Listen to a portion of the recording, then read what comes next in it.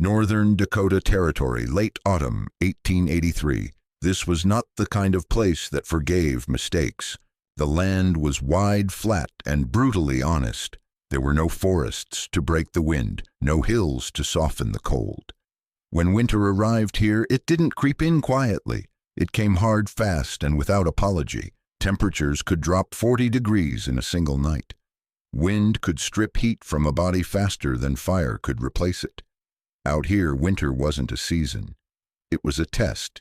Most settlers believed they understood that test. They had built cabins before: Ohio, Pennsylvania, Indiana, places with cold winters, sure, but nothing like this. They trusted the designs they already knew: raised floors, tall walls, steep roofs, big stoves that burned wood as fast as a man could split it. Those designs had worked back east, and confidence traveled faster than wisdom on the frontier. But Dakota didn't care where you learned to build. This land didn't reward effort, it rewarded accuracy. A poorly designed shelter here didn't just mean discomfort. It meant frostbitten fingers, smoke-choked lungs, sleepless nights feeding a fire that never seemed to win. It meant burning through a winter's worth of wood before February arrived. In the worst cases, it meant death, quiet, cold, and final. Frontier winters were ruthless teachers. They didn't argue, they didn't explain. They simply exposed weak ideas. That's why neighbors paid attention when something looked wrong. When one homesteader began building a structure that didn't look like any proper American cabin, people noticed immediately. Not because it was crude, not because it was unfinished, but because it violated a rule everyone believed was sacred. His roof touched the ground, not from collapse, not from failure, from intention. To men who had survived by keeping their homes lifted away from damp soil, this looked like madness. A roof was supposed to shed snow, not invite it. Walls were supposed to stand tall, not disappear into the earth. Everything about the structure seemed backward, so they laughed. Because on the frontier, laughter is often how men defend certainty. What they didn't realize, what winter was about to make painfully clear, was that this strange design wasn't a mistake at all. It was a different answer to the same question every settler faced. How do you stay alive when the cold decides to stay? And Dakota winter was about to deliver its verdict. The man's name mattered less than where his habits came from. He was not born on the American frontier. He came from the North Scandinavia, where winter was not an inconvenience but a constant presence. A place where people learned early that fighting cold head-on was a losing strategy. You didn't beat winter by burning more fuel. You survived it by building smarter. He arrived in Dakota with little fanfare, a quiet man, strong hands, few words. He didn't talk about theory or education. He talked about what worked, what failed, what killed people if you got it wrong. That alone set him apart. Most settlers built first and adjusted later. They trusted stoves to solve design problems. If a cabin was cold, they burned more wood. If drafts cut through the floor, they stuffed rags into gaps. Their mindset was simple heat fixes cold. His mindset was different. Structure decides heat. He didn't rush construction, while others framed walls as fast as possible. Before winter closed in, he spent weeks studying the ground. He watched the wind. He paid attention to where snow drifted and where it blew clear. He chose a site that faced south not for light, but for thermal gain. He wasn't guessing. He was remembering. Back home, winters buried houses to the eaves. Snow loads crushed weak roofs. Wind stripped heat through cracks no one saw until it was too late. Families who survived didn't do so because they worked harder. They survived because their houses did most of the work for them. That experience shaped every choice he made. When he dug wide. When he framed low. When he planned the roof, he planned it as the main structure, not a cover, but the house itself. He wasn't trying to look clever. He was trying to stay warm without feeding a fire all night. His neighbors saw a foreigner ignoring proper American building rules. He saw men repeating mistakes they didn't know they were making. He didn't argue. He didn't explain much. He simply built the way his father and grandfather had built before him, in places where winter had already claimed the lives of careless builders. To him, this wasn't innovation. It was memory, and memory on the frontier often outperformed confidence. The cabins most settlers built in Dakota were not foolish. They were logical, just for the wrong place. Back east, the standard frontier cabin worked well enough. A raised wooden floor kept moisture away. 8-foot walls gave space to stand work and store supplies. A steep roof shed rain and snow quickly. A large iron stove sat near one wall, burning hot and fast. In Pennsylvania or Ohio, that setup could get a family through winter with effort and discipline.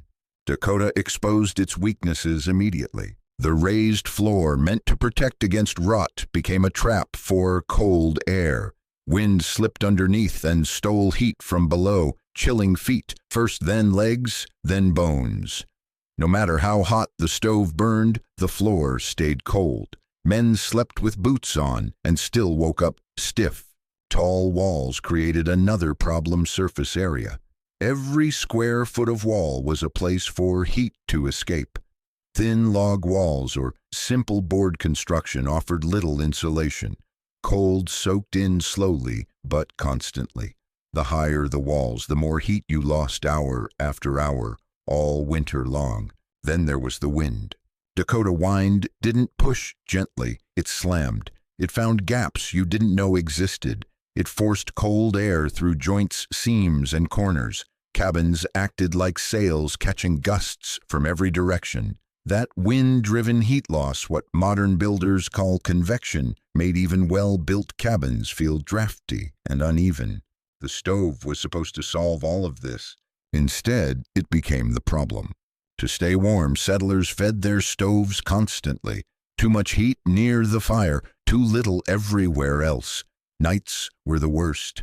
Let the fire die down and temperatures dropped fast. Keep it roaring and smoke filled the room. Chimneys iced up. Carbon built quietly. Exhaustion set in. These cabins didn't fail because they were poorly built. They failed because they tried to overpower winter instead of working with it. The American cabin assumed fuel was unlimited, bodies were strong, and winter was temporary. Dakota proved all three assumptions wrong. The man with the ground-touching roof understood something different. You don't beat cold by fighting harder. You beat it by giving heat fewer ways to escape. To his neighbors, the roof was the mistake. A roof was supposed to sit on walls, rise above the ground, and throw snow far away from the house. That was the rule. Anything else looked like failure waiting to happen. When they saw a roof sloping all the way down until it met the earth, they saw rot collapse and animals moving in. What they didn't see was intent.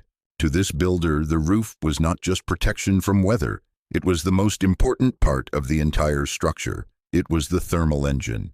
The walls were secondary. By letting the roof touch the ground, he removed one of the biggest weaknesses of frontier cabins' exposure. No open floor edge for wind to crawl under. No sharp wall corners for cold air to attack.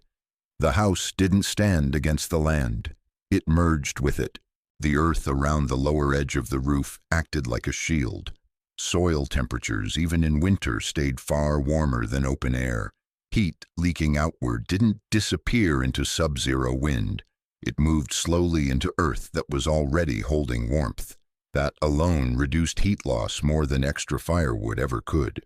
Then there was the slope. The roof wasn't shallow. It was carefully angled, steep enough to shed water, gentle enough to hold snow. Snow was not a threat in this design. It was an asset, a thick blanket that added insulation exactly where it mattered most.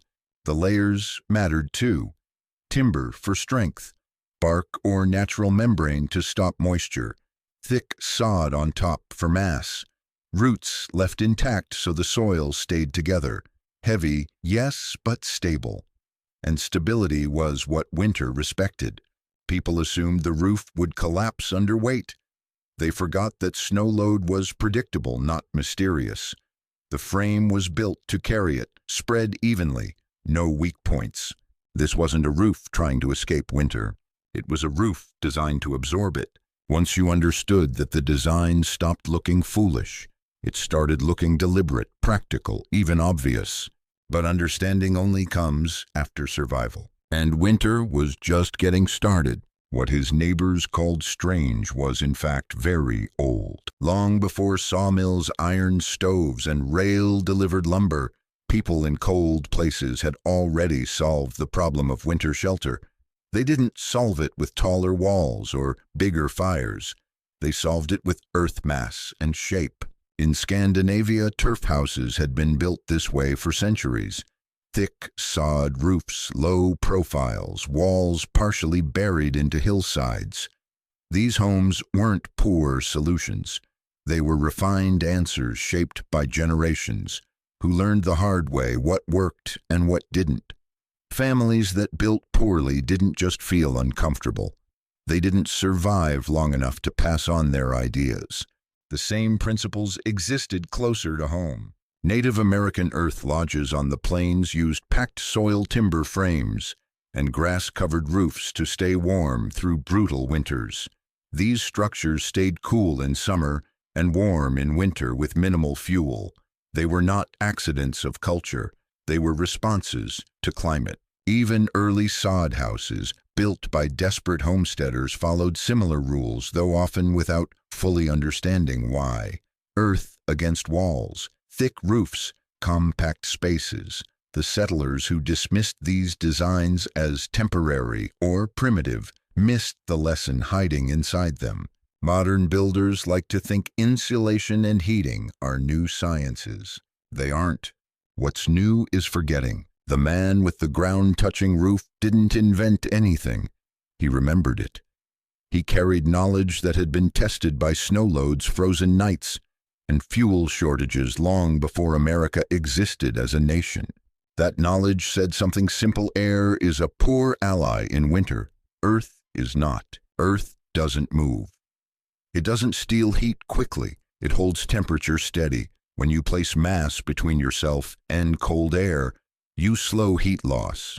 When you reduce exposure, you reduce fuel needs. When you build low and compact, you stop fighting physics. His neighbors saw dirt and grass and thought of poverty. He saw insulation. They saw an old idea and assumed it had been replaced for a reason. What they didn't consider was that sometimes ideas disappear not because they fail, but because people stop needing them until one day they do again. Dakota winter was about to remind them why these ideas existed in the first place. Most settlers believed warmth came from fire. The man with the ground-touching roof believed warmth came from what stayed warm after the fire burned down. That difference mattered. Thermal mass is a simple idea. Heavy materials, earth, stone, thick wood, absorb heat slowly and release it slowly. Light materials lose heat fast. In extreme cold, speed is the enemy. The faster heat moves, the more fuel you need just to keep up. A typical frontier cabin was light, thin walls, hollow spaces, lots of air. When the stove burned, the room heated fast. When the fire died, the heat vanished just as fast. The cabin didn't store warmth, it leaked it. His structure did the opposite. The sod roof alone weighed thousands of pounds. Beneath it were timbers, bark layers, and packed earth. Inside sat a stone hearth. Every one of those elements absorbed heat during the day and gave it back at night. Instead of temperature spikes and crashes, the interior stayed steady. That stability changed everything. He didn't need to keep the fire roaring. A moderate, steady burn was enough. The structure itself became a heat battery. It charged slowly and discharged slowly. Even when the fire dropped to coals overnight, the space stayed livable. This wasn't comfort luxury, it was survival efficiency. Thermal mass also reduced stress on the body.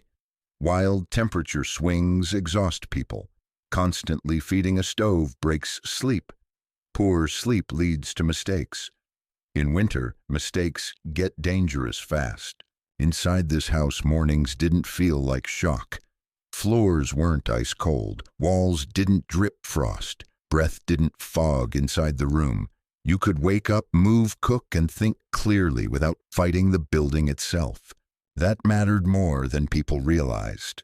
The settlers burning double the firewood weren't weaker men. Their buildings were weaker systems. They demanded constant attention. This one didn't.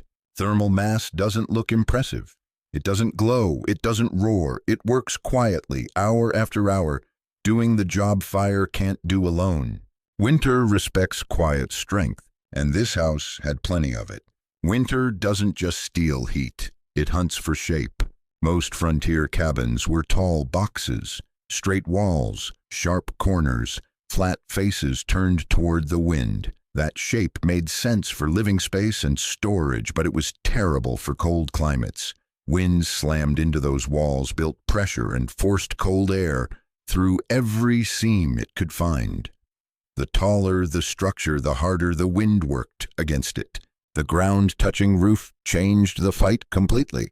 This house didn't present winter with a wall. It gave winter a slope. Wind couldn't grab it. It flowed over and around instead of pushing in. There were no hard edges to create pressure zones. No corners where cold air could collect and force its way inside. Low profile mattered more than people realized. A shorter structure exposed less surface area to cold air. Less surface area meant fewer places for heat to escape. The roof wasn't high and proud.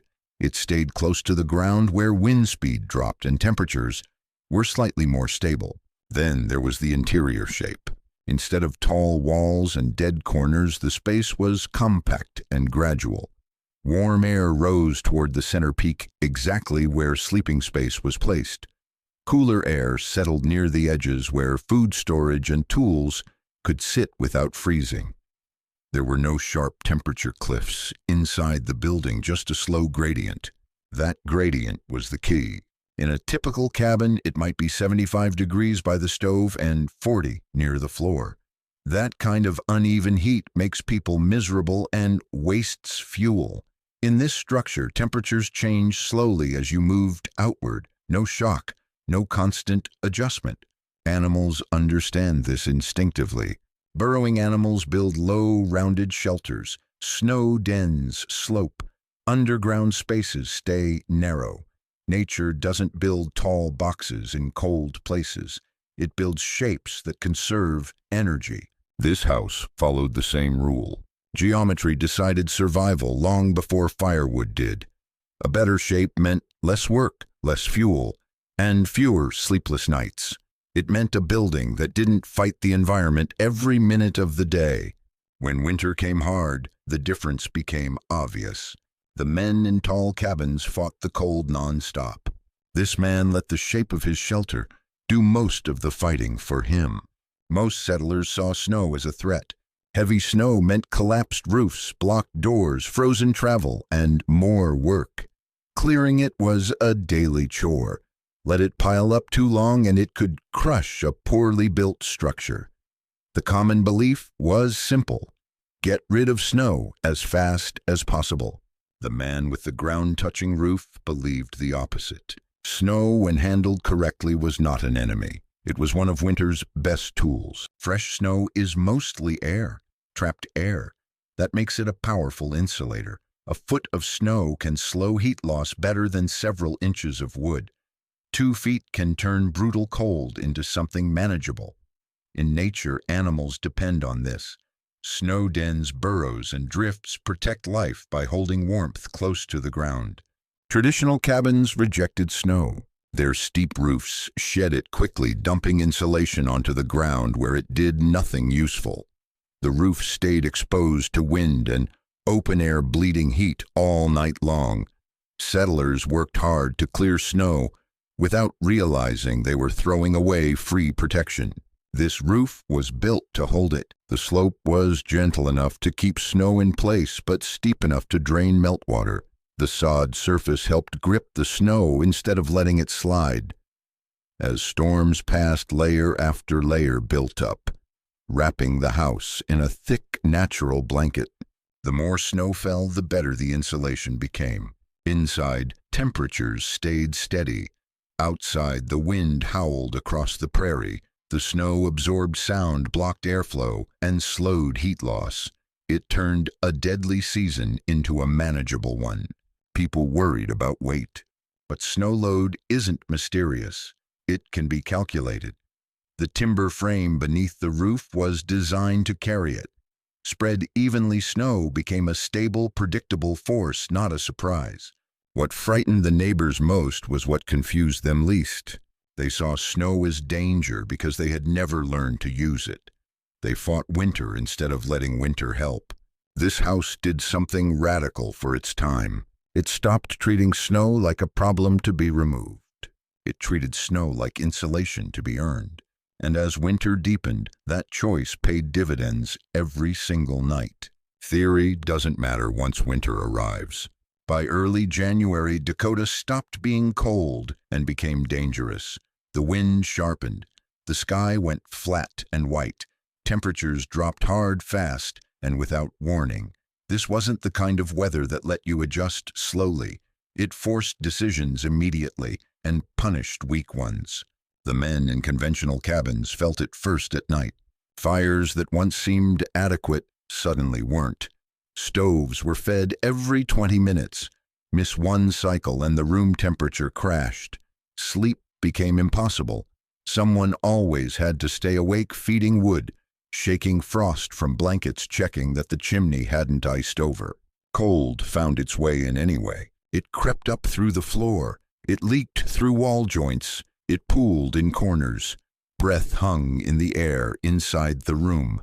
Water buckets froze within reach of the stove. Frost formed on the interior walls, melting during the day and refreezing at night, soaking wood and weakening it from the inside out. The house fought back, but it was losing. Inside the ground-touching roof, the experience was different. The fire burned, but it didn't need to roar. A steady, controlled burn was enough. The structure had already stored heat. The walls didn't radiate cold. The floor stayed above freezing.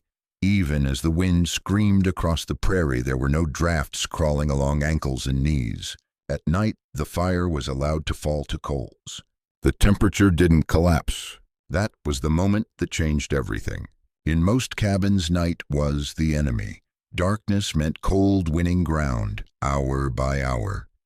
In this house, night was just quieter.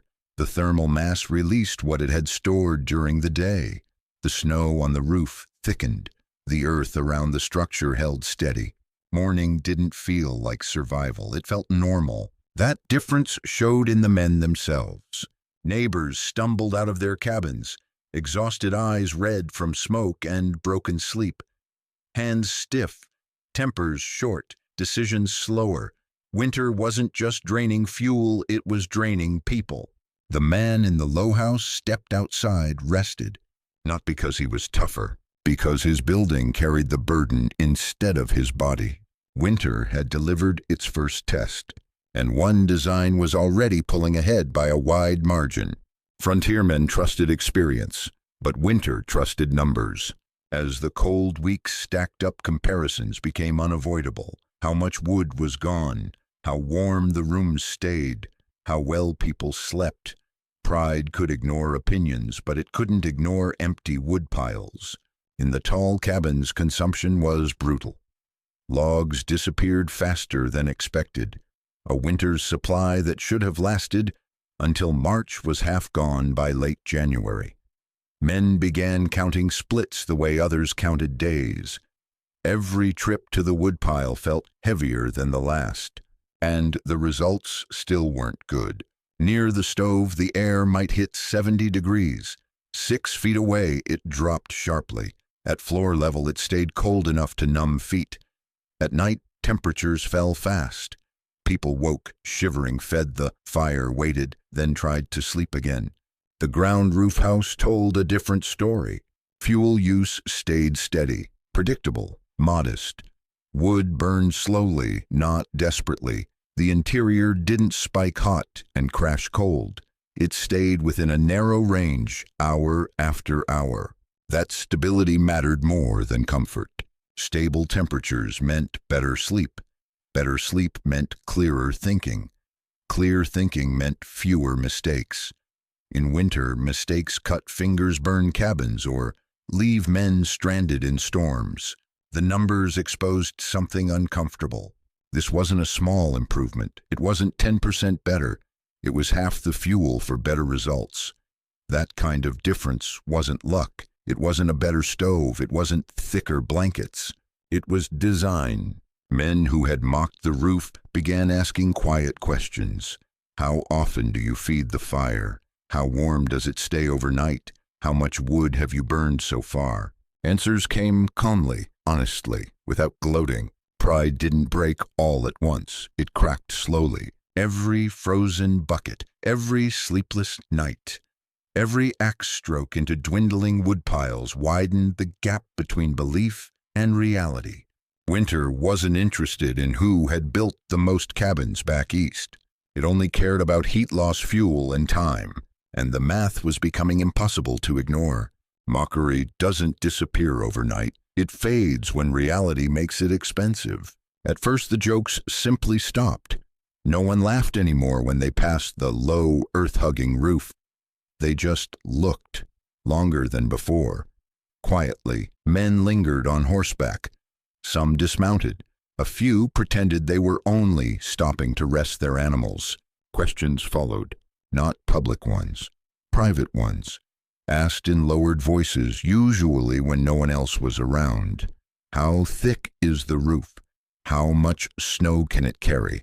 How warm does it stay when the fire dies down? These weren't theoretical questions. These were survival questions. Visits became more frequent after dark. Men wanted to feel the temperature for themselves. They wanted to stand inside and let their bodies tell them what pride wouldn't. They noticed the absence of drafts, the steady warmth near the floor, the way the air felt calm instead of restless.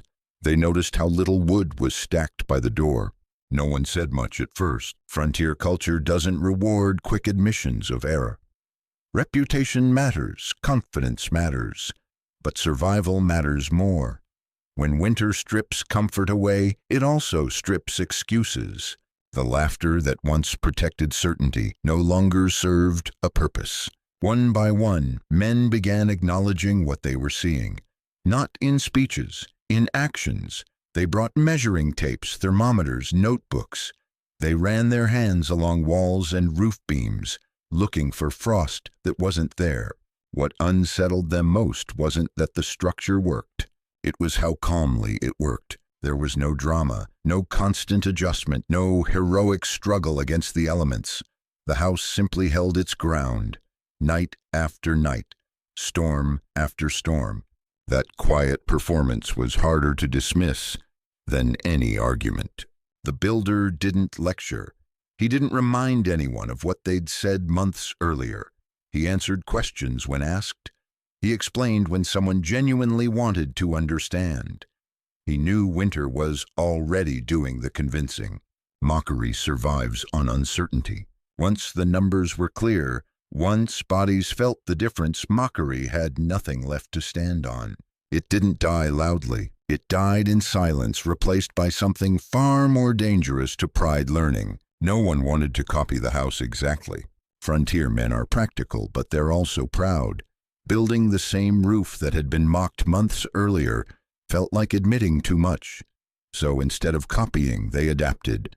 And that adaptation is where real change began. The first changes were small. Lower walls, thicker roofs, earth piled against the north side of cabins where the wind hit hardest. Roof pitches adjusted, not steep enough to dump snow immediately, but not so shallow they trapped water. These weren't aesthetic choices. They were concessions to physics. Men who rebuilt talked less about tradition and more about results. They kept rectangular floor plans because they were familiar. They kept windows on the south side for light and morale. But they shortened wall heights to reduce heat loss. They added weight to roofs with sod or packed soil.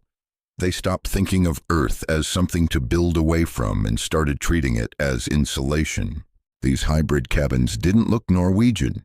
They looked American, just smarter for where they stood. Fuel consumption dropped. Interior temperatures stabilized. Floors stayed warmer. Chimneys smoked less because fires burned slower and cleaner. Men slept longer. Wives complained less. Children got sick less often. Those changes mattered more than pride ever had. What surprised people most was how forgiving these new designs were. A fire could die down for hours without turning the house into an icebox. A storm could rage without forcing constant repairs.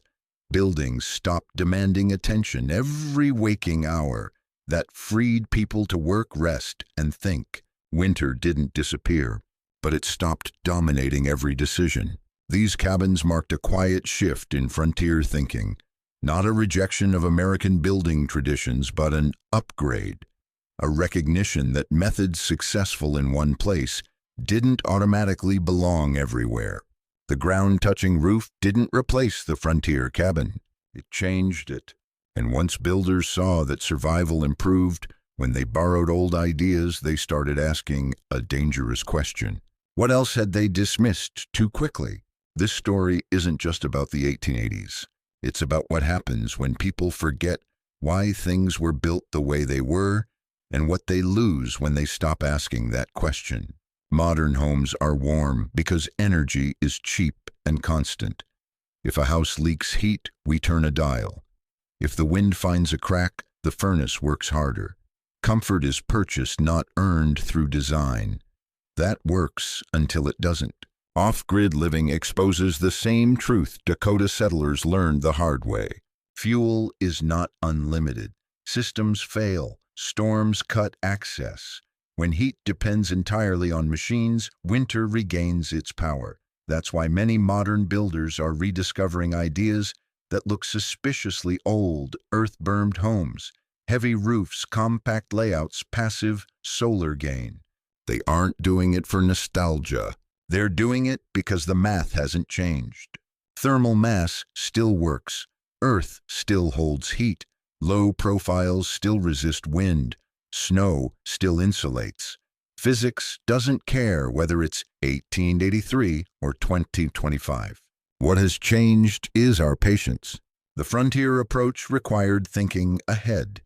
It required accepting slower construction in exchange for easier living later. It required humility, the willingness to let the building do the work instead of the body. That's a hard sell in a culture built on speed.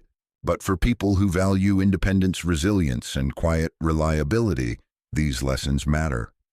A house that stays warm without constant attention is not just comfortable. It's freeing. It reduces risk. It protects sleep health and judgment. The man with the ground-touching roof wasn't trying to make a statement. He was trying to build a life that winter couldn't easily disrupt. That goal hasn't changed. Whether you live on a homestead, a rural property, or just dream about self-reliance, the principle remains simple. Good design beats constant effort every time. We don't need to copy the past exactly, but we do need to respect why it worked. Because when conditions get hard, modern convenience disappears fast. What remains is structure, physics, and preparation, just like it was on the frontier. The lesson wasn't that one man was smarter than everyone else.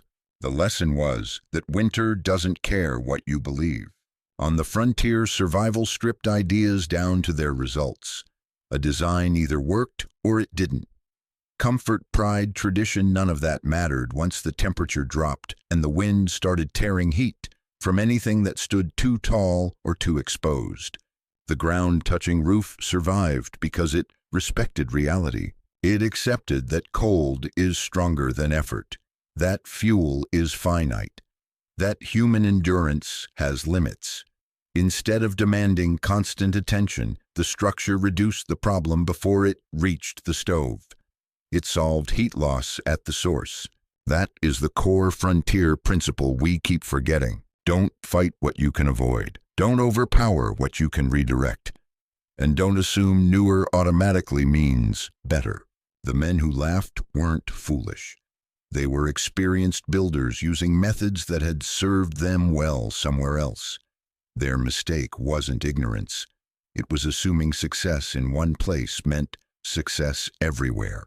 Winter corrected that assumption, quietly, relentlessly, without argument. The real shift didn't happen when they admitted they were wrong. It happened when they became curious, when they started asking why something unfamiliar worked so well.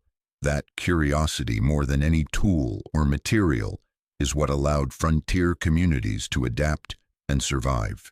The house didn't win because it was old. It won because it was honest. Honest about climate, honest about physics, honest about human limits. That kind of honesty still matters. Today we live in a world buffered by systems that hide inefficiency. But when those systems fail, or when people choose independence over convenience, the old questions return. How much fuel do you need? How much work does your shelter demand? How much margin does it give you when conditions turn bad? The answers haven't changed in 150 years. Good shelter doesn't impress. It performs. It doesn't ask for constant attention. It gives you back time, energy, and rest, the things winter is always trying to steal. The roof that touched the ground wasn't a symbol of backward thinking. It was a reminder. Survival teaches better than theory. Tradition can be refined engineering in disguise, and the wisest response to unfamiliar ideas isn't mockery, it's curiosity.